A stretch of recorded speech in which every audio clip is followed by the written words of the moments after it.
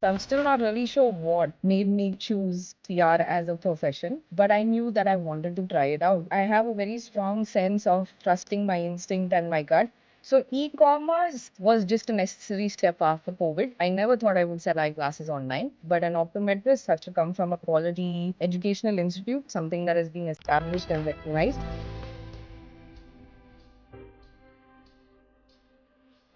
Hello from Bangalore, India. I'm your host, Pamela, and you're tuned into Transition Story. Join us as we listen into inspiring tales from our guests, glean valuable learnings, and take action to apply them to our daily lives. Today, we have the privilege of hosting Meghna, the dynamic COO of SR Gopal Rao Opticians. Meghna began her career as a tax analyst at Ernst& Young, very quickly realizing it wasn't her passion. She transitioned to a PR role at Good Relations before unexpectedly diving into her family's eyewear business. Initially involved in store operations, Meghna's ambition led her to do MBA at IIMB and a course in optometry, then going on to revolutionize her own business. She introduced new brands and enhanced customer service, always prioritizing human connection. Join us as we explore Meghna's incredible journey and vision for the future. Welcome, Meghna. Welcome to the show. So, Yeah. Meghna, tell us a little bit about your early years and your journey into PR. The industry was very small back then. How did you really define your path? Thank you so much, Pam, for that introduction. That was really nice. And I think my journey into PR was, I'm not really sure what the word is. I don't know whether it's fate or whether it was like something which was because there's nothing that I had done connected to PR before this. I'm not sure why I wanted public relations. I wasn't surrounded by anybody in public relations. I don't think I even knew what it meant. But for some reason, PR was something that I was attracted towards without having any background in marketing. So I came from a business management background, a finance background. So I'm still not really sure what made me choose PR as a profession, but I knew that I wanted to try it out. And I didn't think I hesitated with this word try out. I wasn't afraid of it. I spoke to a couple of people in the industry. They did tell me that, you had to be in the PR industry or from a communications background to actually take up PR. But that didn't stop me. I just kept writing to different agencies, just a handful of agencies in Bangalore at that point. And PR was something that only big corporate companies or brands actually did. It wasn't something that applied to anyone and everyone. Startup culture was very new back then. And coincidentally, the company that I worked with, the tech company that I landed up being the point of contact for from the PR agency, was a startup at that point. And I think very few people understood what a startup meant, what an early stage startup meant, what investments meant, and funding. It was all just really new at that point. Yeah, getting into PR is not something that I had planned. It just happened. And I think this word PR just fell into my lap, and that's something that I wanted to try out. And I didn't stop. I just gave it a shot. And how did it go? So it was very interesting because that's how I think my journey with marketing began. And I think when I joined the PR agency, my first stint in PR, right? And I had only one stint in PR, which actually kind of parlayed into my job at present.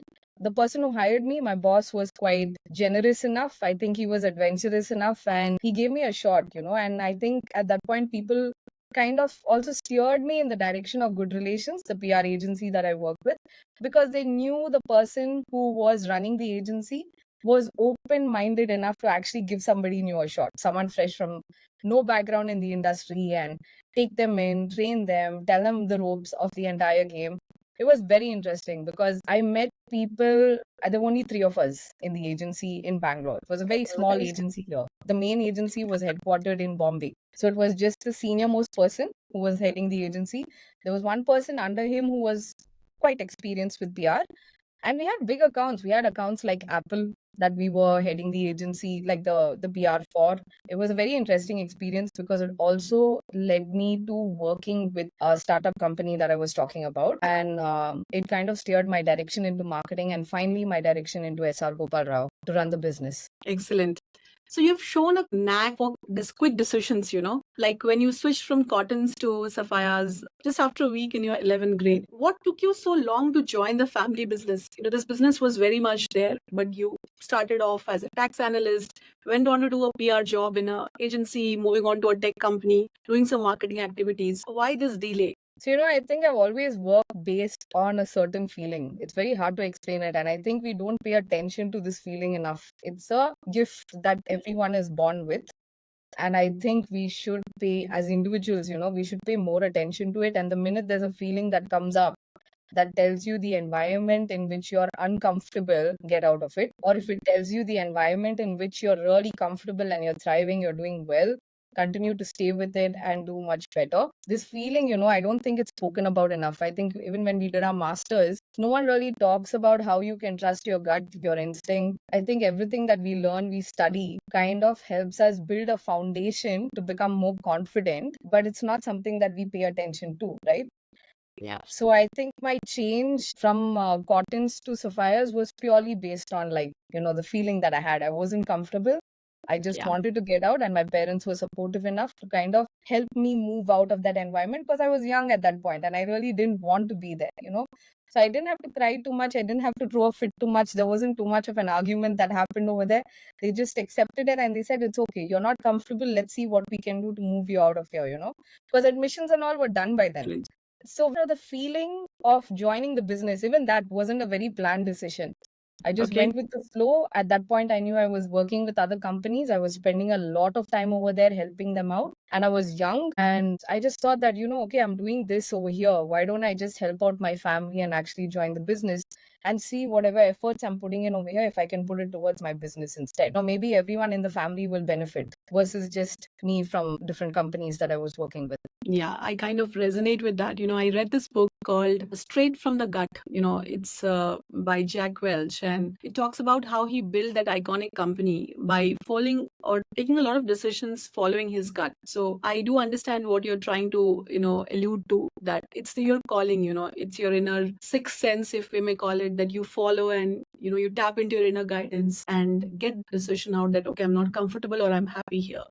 And some of our previous guests have mentioned this, people should follow their calling. And I think you joined the business at a time when you had that calling. Now, so for example, my journey into MBA, it was more about learning the ABCs of business because I had a dismal failure in my previous entrepreneurship journey prior to the management course. For you who had already been involved in business, what was playing in your mind when you decided to pursue that education? So I think in terms of an MBA, right, it was again something that I always wanted to do. Like education has been a way for me to keep myself agile, flexible, knowledgeable. And I think I've also discovered that what I value in terms of presence and decision making is information. While I have a very strong sense of trusting my instinct and my gut.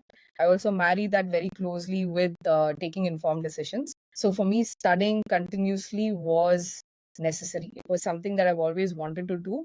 So when I completed my bachelor's in business management, that was actually the first time I wanted to do my MBA. I think life just had it that I wouldn't do my MBA at that point.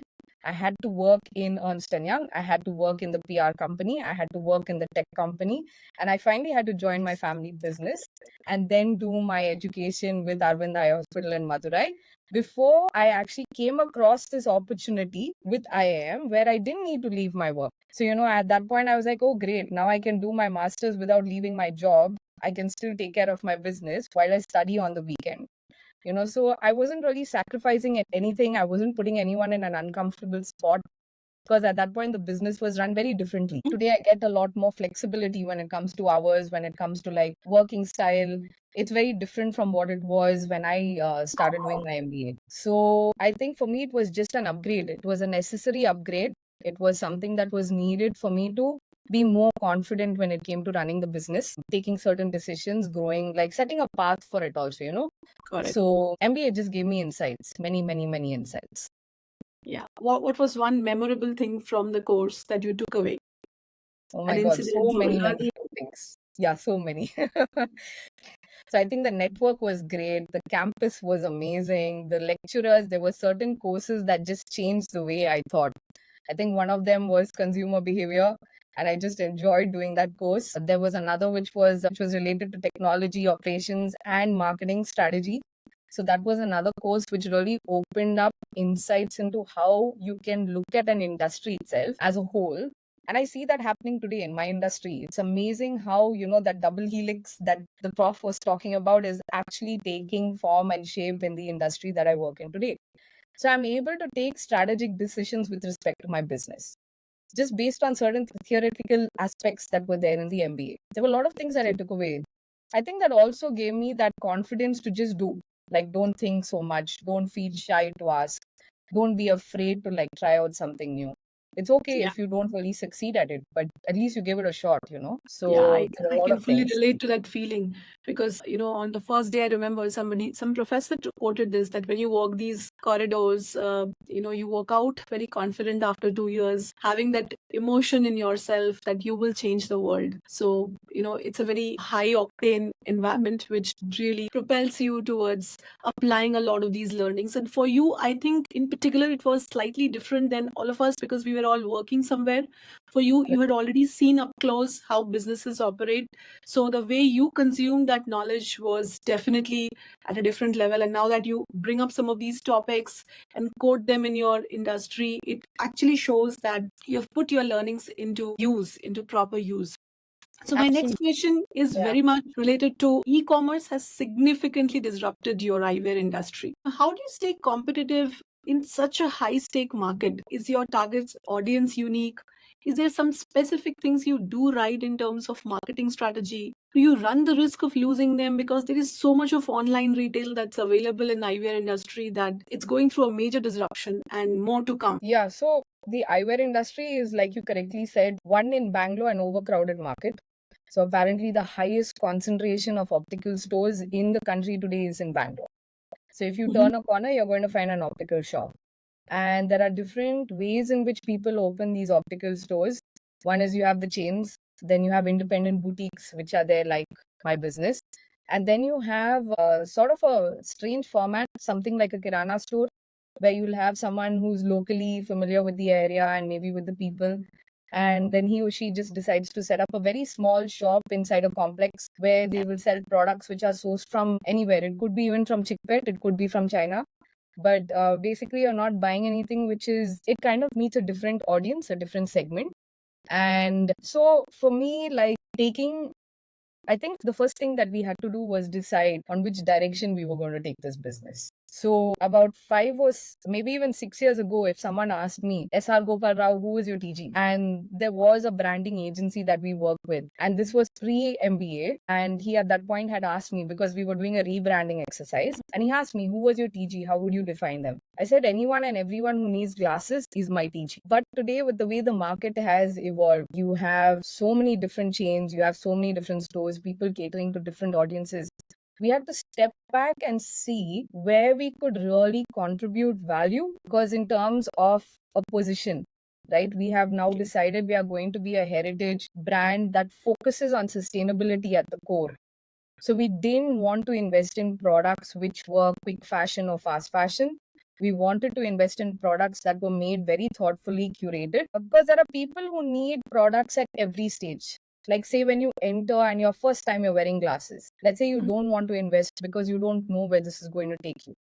That is something that, you would go to a place where you would get glasses for maybe, say, 2,000 rupees or 3,000 rupees or even cheaper than that. You're not thinking about making this purchase, it's not that involving.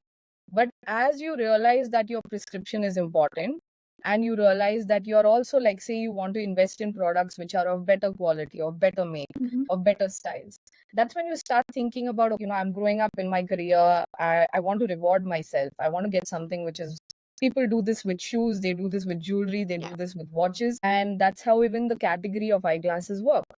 So then we took a stand saying that we will only retail or dispense quality optometry. So we started investing in our optometry, which has always been the strongest part of our business. Clinics, the optometrist, investing a lot of time and energy, because my dad comes from an optometry background and he's been in the industry for about 40 years now. So he's a qualified optometrist. So our strength lies there.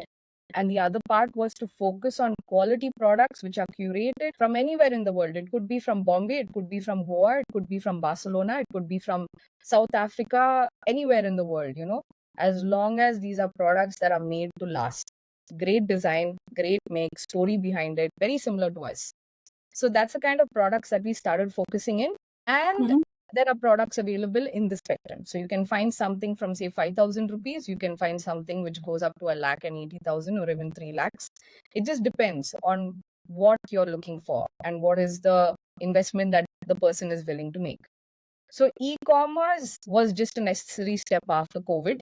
I never thought I would sell eyeglasses online, but when COVID hit, it shut all our shops. We had to pull down the shutters, and the government didn't think of it as an essential category, but we really struggled at that point to service customers. And there were people who would call us up crying, saying, I broke my glasses, I can't see. What can we do? So then we had to very sneakily open the shutters and, kind of Yeah, do I some feel makeshift. that. I have people in the house who wear glasses, myself included. We've Yeah. all gone through this, so And it fully was relate to tough. it. Yeah, so we would then keep in touch with our vendors saying that, hey, listen, we need these contact lenses. It is urgent. This person wants it. Can you do something? We will arrange a Dunzo or a Swiggy or whatever it is, but maybe I will send, I will walk and meet you at this location. Can you give it to me and then send it across to the customer? So booking couriers, printing out the shipping labels, everything. That was all done by me at that point during the lockdown period, testing out e-commerce, building the website, to see how the process actually works. Before now, we've taken it online. And I think it just really helps in terms of discoverability. People now slowly shopping online, but because of high ticket items, the decision to make a purchase online is a little slower, but there are people who are doing it. And it's global now. It's not just India. Our shop site is open to everyone across the world. So we do get a lot Wow, of international orders. that that is India for the world. That was Yeah. actually my follow-up before, we conclude this with some advice from you. Uh, Right. Everybody, all the consumer brands today, they are not only building products for India. Of course, the 1.4 billion population is a great total addressable market for them to cater to. But a lot of these companies are building for the world. So in terms of global market, I think it will continue to be through our online channels itself. We still feel like Bangalore is such a huge market, untapped market, that there are so many areas. And as the city keeps expanding and our association with the city is so strong, as a heritage brand that has been here since, the late 1800s, before SR Gopal Rao, his father, had set up the business. So for Mhm. me, it is trying to recreate the past glory of SR Gopal Rao in a market that is heavily concentrated with optical stores. So just take a stand and be present in the minds of everyone who wants to buy quality eyewear and who wants to get a quality vision screening done. For me, that is the first thing in terms of a milestone to accomplish. So I think before I can think about global market, while we do have a presence in the international market, I must say there are some brands like, in terms of magazines and online portals who have actually looked at India, who've been paying attention to India.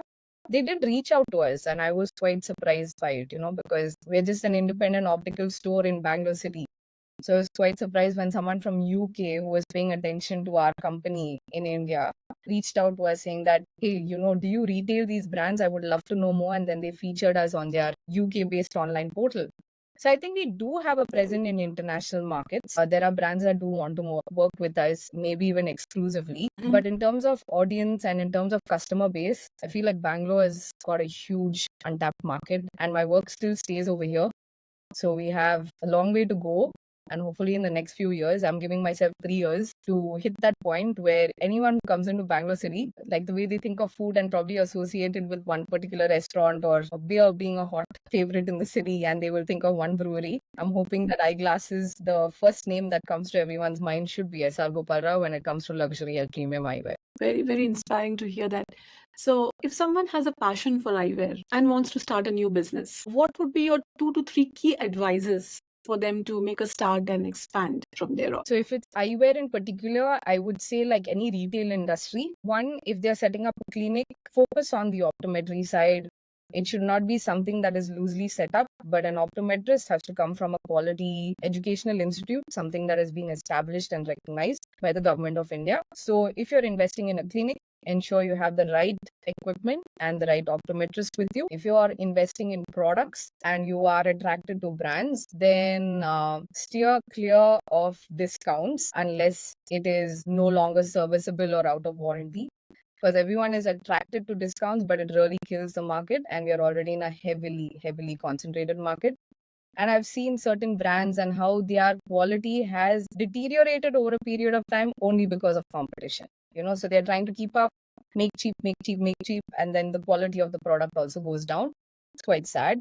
Uh, you should have a appetite to deal with competition. Whatever hiccups come your way, it's like running a business, right? So instead of getting upset or sad or demotivated if something goes wrong, just think of it as a game. So you're in the game now, and let's say you're playing Monopoly and you've made a move, and let's say the move has landed you in jail, for example. What do? You just have to wait it out and probably like see how you Yes. can get out of jail, right? Next. So think of it as Monopoly. Think of it as a game, and don't lose sight of the customer. I think the customer is very important, and just stay true to your values, your principles. You would have set a foundation and said, I will not deviate from here. Like I've seen people selling fakes, for example, and they would be selling it at the price of the original. Now, these are things that don't really take anybody far. You can make a quick buck out of it, but you can't really take your business too far, right? So build trust, set your foundation right, set your principles and your value right, and then make the rest a nice canvas on which you can play. Excellent. So I hear some good stuff from a veteran in the eyewear industry, a legacy brand that you run today. Thank you so much for sparing this time to talk to our listeners today. And I'm sure people who are passionate about eyewear, be it the consumer or the passionate guy who wants to set up a business in eyewear, would really take away some nuggets of wisdom from this discussion. Once again, thank you very much for sparing the time, and I wish you all the best in your future endeavors in running and expanding this business into different pockets of Bangalore, so that I see an SR Gopal Rao optician in every locality of the city. Thank you so much, fam. Yeah, I really hope these things come true, working towards it. I really hope it comes true. Thank you so much for having me here, by the way. And this is a really nice podcast that you're putting together. So I'm very grateful to be on it. Thank you.